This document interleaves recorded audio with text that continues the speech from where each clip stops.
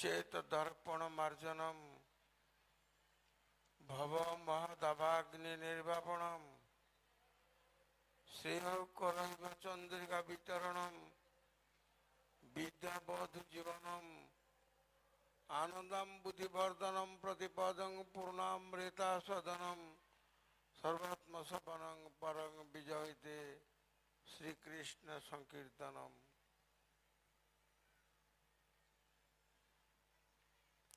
हे निर्मल बोधदान चतुर विद्यारूप कमल प्रकाशक, हे परा प्रकृति विलासी गुरु तुम्हाके दंडवत। तुम्हार अहेतु कृपा अर्जन करिते पारिले पंगु गिरि लंघन करिते समर्थ है।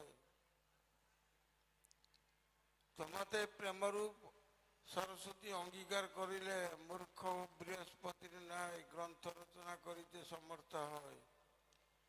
हे गुरुदेव तुम्हार महिमा चमत्कारिता जेने आमी नीरवे निश्चुपे एकाकी निसंग भावे तुम्हार चरणे प्रणति जानाई। यशस्विनी प्रसन्न सलिला गोदावरी स्वरूप महिला सभार सभानेत्री जी, कुल तिलक ऋषिकल्प महात्मा वृंद,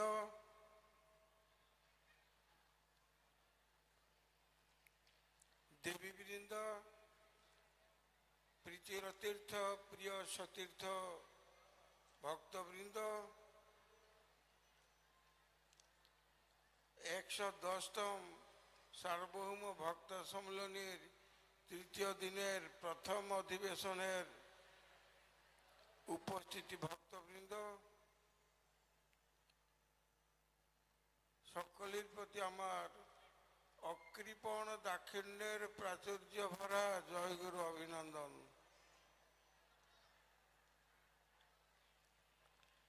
তিনি देशिक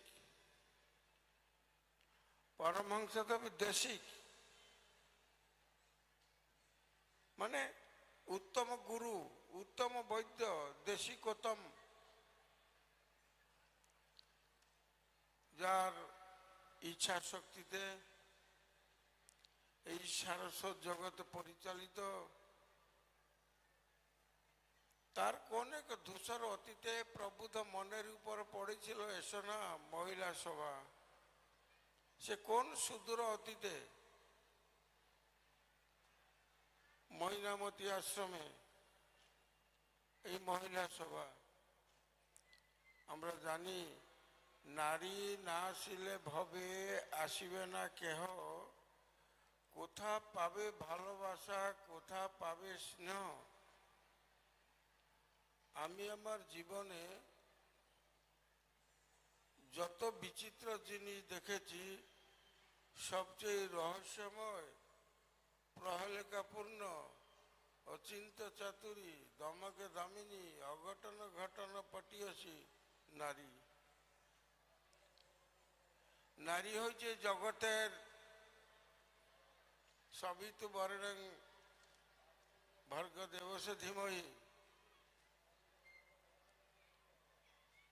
যিনি এই জগতের সৃষ্টি মূল অবদান যার কাছে, তাকে কি স্রষ্টা বুঝতে পারবে?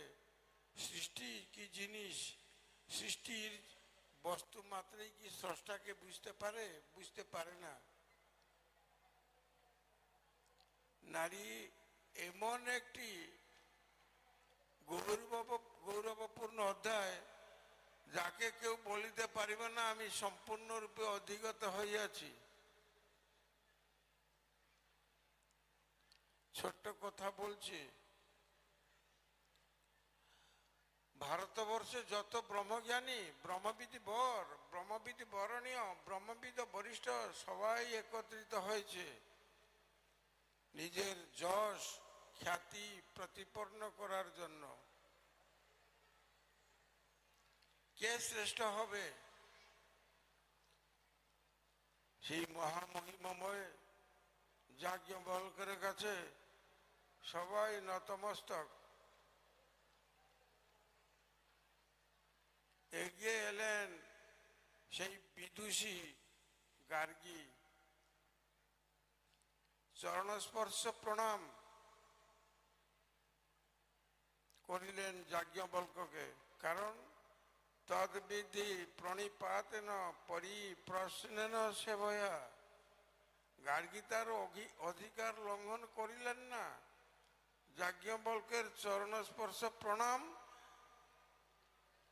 যদি আজ্ঞা হয় আমি কিছু আপনারে প্রশ্ন করিতে পারি। শান্ত মুখে দক্ষিণামূর্তির ভঙ্গিতে আধ্যাত্মিক জগতের পরম পুরুষ যাজ্ঞবল্ক বলিলেন, ইচ্ছানুরূপ আমাকে প্রশ্ন করিতে পারো। গার্গী বলিলেন, এই পৃথিবীকে বিধৃত করছে কে? এই পৃথিবীকে বিধৃত করছে কে? শান্ত মুখে যাজ্ঞবল্ক বলিলেন, আকাশ। না আকাশকে বিধৃত করছে কে? না মহাকাশ। আবার গার্গী বলছেন, মহাকাশকে বিধৃত করছে কে? যাজ্ঞবল্ক ছোট স্মিত হাস্য দিলেন, যে চান্দুয়া তলায় বসে তিনি শঙ্কার সমাধান করিতেন, মুক্ত আকাশের নিতে চলে গেলেন। গার্গীর দিকে তাকিয়ে একটু হাসিলেন, দেবী তুমি জানো না তুমি নিজে, দেবী তুমি জানো না তুমি নিজে। মানে এই সমস্ত বিশ্ব ব্রহ্মাণ্ডকে পরিবৃত করে আছে শক্তি বা চেতনা নারী। এবার বুঝতে পারছেন যে আকাশ মহাকাশ পৃথিবী সবাইকে ধারণ করেছে। যার চেতনায় সব চেতনশীল, তাকে বুঝিবে কে? না সে হয়েছে নারী। এই নারী যে কি জিনিস, এটা বৈষ্ণব সিদ্ধান্ত। দেখুন, শুক বলে আমার কৃষ্ণের মাথায় ময়ূরের পাখা, সারি বলে আমার রাধার নামটি তাতে লেখা, এই যে যাইগো দেখা। ব্যাসদেব মহাভারতে লিখিলেন, এতে চাংশ কলাপুংস কৃষ্ণস্তু ভগবান স্বয়ং। কিন্তু সেই ভগবান আবার সেই প্রকৃতিকে নিজের মস্তকে ধারণ করেছেন, মুকুটে পালক লাগিয়েছেন। বুঝতে পারছেন নারীর কি রকম গৌরবপূর্ণ অধ্যায়, কি রকম গৌরবপূর্ণ মহিমা।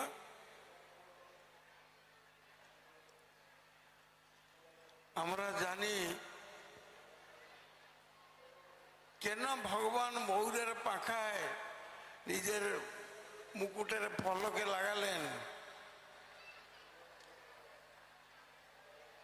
বড় রহস্যাবৃত।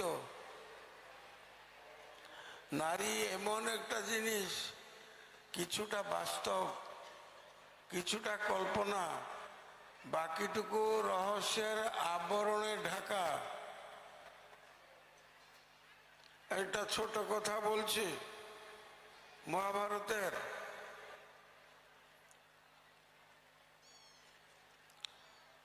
কৌরবর রাজদরবার একবস্ত্র পরিহিতা পুষ্পিতা দ্রৌপদীকে বিবসন করা হইতেছে। পাষাণ্ড দুঃশাসন দ্রৌপদীর কেশাকর্ষণ করিয়া কৌরবের দরবারে উপস্থিত করিয়াছে।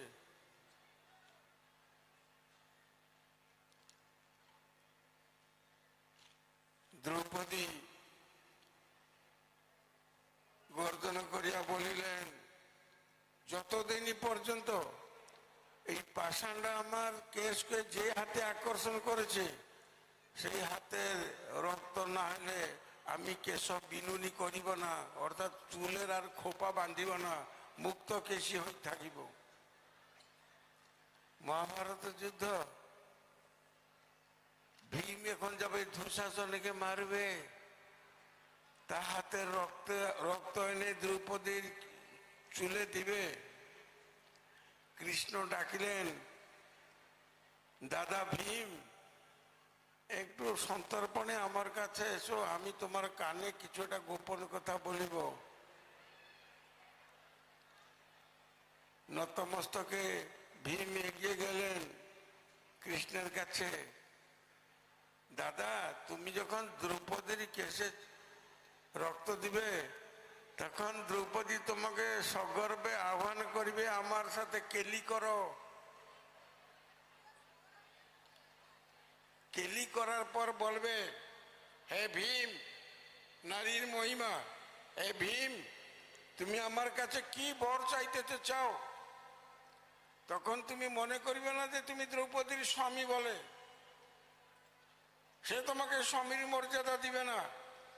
কি বলবে, হে ভীম, যেহেতু আমার প্রতিজ্ঞা ছিল, আমার প্রতিজ্ঞা তুমি পূরণ করিয়াছ, আমি তোমার উপর প্রসন্ন, কি বর চাও? তখন তুমি হাঁটু গেড়ে নতজন হয়ে দেব প্রতিমার ভঙ্গিতে করজোড় করে বলিবে, হে দেবী, আমি আর কৃষ্ণ যেন তোমার দৃষ্টিতে না পড়ি। ভগবান ও নারীর কাছে আত্মরক্ষা করিতেছেন, তোমার দৃষ্টিতে আমি আর কৃষ্ণ যেন না পড়ি। রক্ত এলো, চুল বাঁধা হলো। তখন দ্রৌপদী বলছে, ভীম, তুমি কি বর চাও? ভীম হাঁটু গেড়ে হাত জোড় করে বলছে, আমাকে এই বর দাও যেন তোমার দৃষ্টিতে আমি আর কৃষ্ণ না পড়ি। বলছে, এই বর আমি তোমাকে দিব না, তোমাকেও দিব না, কৃষ্ণকেও দিব না। আমি আগে কৃষ্ণকে খাবো, আগে কৃষ্ণকে খাবো, তারপরে তোমাকে খাবো। আমার দৃষ্টি হইতে একমাত্র বাঁচিবে যুধিষ্ঠির। কি অকল্পনীয় কথা! ভগবান কৃষ্ণকে খাবে। কারণ এখানে নারীর একটা গোপন রহস্য আছে। নারী যদি তার জীবনে প্রথম যাকে ভালোবাসে, সেই ভালোবাসা যদি চরিতার্থ না হয়, নারী কোনোদিন তাকে ক্ষমা করিবে না সে পুরুষকে। দ্রৌপদী যখন পিতৃগৃহে ছিল, পিতৃগৃহে সবার অধীনা। যখন স্বামীর পিতৃগৃহে ছিল বলা কিঞ্চিত স্বাধীনা, প্রতি গৃহে নববধূ সবার অধীনা। নারী কোনোদিন তাকে ক্ষমা করিবে না। দ্রৌপদী বাবার বাড়িতে থাকা অবস্থায় মনে মনে ভালোবেসেছিল কৃষ্ণকে, কৃষ্ণকে পতিরূপে বরণ করিবে। কিন্তু সেই কৃষ্ণ খুব অচিন্ত্য চতুর, অকল্পনীয় এবং কুশাগ্র বুদ্ধি সম্পন্ন। তিনি এমন একটা চক্র তৈরি করিলেন, সেই চক্রতে দ্রৌপদী ফেসে গেল। কি ফেসে গেল না, চক্রব্যূহতে অর্জুন লক্ষ্যভেদ করিল। পরিণামটা কি হইল আপনারা নিশ্চয় জানেন। একটা নারীর শরীরকে 5 জন পুরুষ টানা হেঁচড়া করতেছে। আর সেই নারী জীবনে বড় দুঃখদ ঘটনা কি ঘটতে পারে চিন্তা করেছেন? প্রতিজ্ঞা করেছিল যে আমি আগে তোমাকে খাবো, কারণ আমি হচ্ছি সেই মহাশক্তি রূপিণী। সেতে গেলে বহু পুরানা কথা। ভগবান কৃষ্ণকে দুটো শক্তি আশ্রয় করেছিল। এক শক্তি হয়েছে কুরুক্ষেত্রের সমরাঙ্গনে দশ প্রহরণ ধারিণী দুর্গা মানে দ্রৌপদী, আর বৃন্দাবনে মহাভাব স্বরূপিণী রাধা। প্রতি ব্যক্তির এরকম গোটে দুটো আছে। এই সেদিনকার আমাদের সনাতন ধর্মের ধ্বজা যিনি বিশ্বে উড়িয়েছিলেন সেই বিবেকানন্দ, তারও কাছেও দুইজনের শক্তি। তার বহির শক্তি হচ্ছে নিবেদিতা, আর বিবেকানন্দের অন্তঃশক্তি সিস্টার কৃষ্ণাইন। নারী কি না করিতে পারে। দেখি আমাদের তো বিজ্ঞান অত উন্নত হয়েছে, এটা মরা মানুষকে বাঁচাকে দেখি, নারী পারে। নিশ্চয়ই আপনারা হিন্দুর সন্তান বলে নিজেকে গৌরব অনুভব করেন। দেখুন কে বাঁচিয়েছিল? বেহুলা বাঁচিয়েছিল লক্ষিন্দরকে, সাবিত্রী বাঁচিয়েছিল সত্যবানকে। আপনার কি আরেকটা খুঁজে পাবেন যে স্ত্রী মরে গেছে পুরুষ তাকে বাঁচিয়েছে? পুরুষ তো কত কিছু নিয়ে নিজেকে বড়াই করে। কোন পুরুষ দেখাতে পারে যে স্ত্রী মারা গেছে আমি বাঁচিয়েছি? তবে তো দক্ষযজ্ঞ পণ্ড হইতো না, 51 পীঠ সৃষ্টি হইতো না। এখানে পুরুষ অথর্ব নৈবচ, নারী পারে, শিবও পারেনি। আজকে যে পরমহংস দেবের সামনে আমরা বসে নিজেকে খুব গৌরব অনুভব করি, যদি সুধাংশুবালা অদ্বৈত না হতেন আমরা নলিনীকান্তকে নিগমানন্দ পরমহংস রূপে পেতাম না। এইটাই ভারতবর্ষের গৌরব। সুধাংশুবালা নিজেকে জলাঞ্জলি দিয়ে নিগমানন্দকে তার সমস্ত সত্তা দান করে পরমহংসে পরিণত করিল। সেই সুধাংশুবালা মায়ের মন্দির তৈরি হইতেছে